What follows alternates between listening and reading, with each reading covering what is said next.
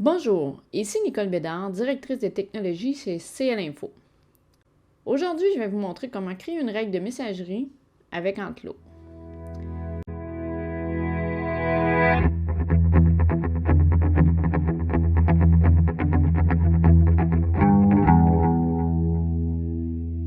Qu'est-ce qu'une règle de messagerie?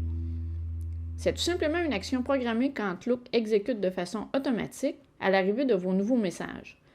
Cette fonction magique vous permet de rester organisé sur la réception de vos courriels. Comme par exemple, vous pourriez à l'aide d'une règle faire déplacer de façon automatique tous les courriels provenant d'un membre de votre équipe vers un dossier spécifique. Donc, si vous deviez répondre rapidement au courriel de cette personne, vous auriez un visuel rapide qu'elle vous envoie un message. OK, maintenant, voyons comment on fait ça. On se positionne sur la boîte de réception et nous allons créer un nouveau dossier qui servira à recevoir les nouveaux messages de la nouvelle règle. Donc, dans mon exemple, je vais ouvrir un dossier qui s'appelle « Exemple ». Bouton droit sur « Boîte de réception ». On clique sur « Nouveau dossier » et on écrit le nom de notre nouveau dossier et on appuie sur la touche « Entrée ». Donc, vous voyez, ici, mon nouveau dossier est créé. OK. Une fois qu'on a fait ça, OK, il faut tout simplement maintenant créer notre règle. Alors, pour ce faire, dans l'onglet « Accueil », on retrouve le bouton « Règles ». Alors, on clique dessus et on a le choix de créer une règle ou gérer les règles et les alertes. Dans mon cas, vous voyez que créer une règle est en grisé, donc je ne peux pas prendre cette option-là. Je vais tout simplement cliquer sur « Gérer les règles et les alertes ». Une petite fenêtre s'ouvre et là, j'ai accès avec le bouton « Nouvelle règle ». OK. Donc, pour rester organisé, on dit « Déplacer les messages d'une personne spécifique vers un dossier ». C'est ce que je veux faire aujourd'hui. Alors, je sélectionne celui-là et je clique sur « Suivant ».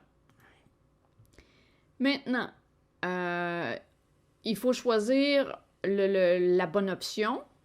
Donc, on dit soit de contact ou groupe public ou contenant des mots spécifiques. Alors là, il y a plusieurs règles que vous pouvez utiliser. Mais moi, si je veux d'un contact spécifique, je laisse mon petit crochet ici. Et là, vous voyez, là, à l'étape 2, la règle commence à se bâtir.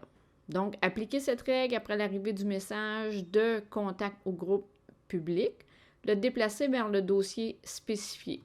Alors, pour aller choisir mon contact, je vais cliquer sur « Contact au groupe » et là, mon carnet d'adresses s'ouvre. Alors, si je dis que c'est André Côté, OK, ici, je sélectionne André Côté.